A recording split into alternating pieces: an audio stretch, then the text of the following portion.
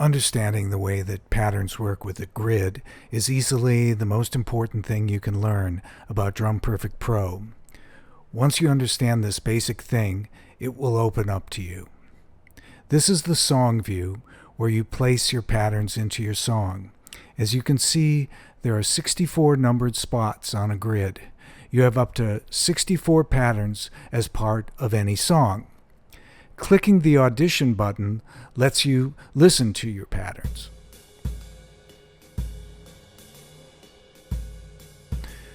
When you want to use one, you select it and put it into the song. I will get into how that is done in a future tutorial. While you can have 64 patterns in a song, you can store thousands of patterns within the app. In fact, I'm not aware of any limitations on how many patterns you can have in DrumPerfect beyond the amount of storage space you have on your device. So, 64 patterns in a song, countless patterns stored in the app, which is great. But here's the problem.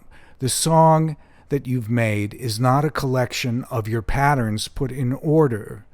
Your song is a collection of spots on the grid put in order. There is not a direct connection between a spot and your grid and your pattern. So if you replaced a spot on the grid with a different pattern, then all the bars in your song that are connected to that spot will change.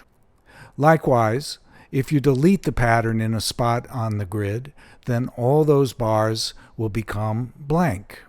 Now, if you look at the grid, you'll see that some of the pattern numbers are in color. They are the pattern numbers that are included in the song.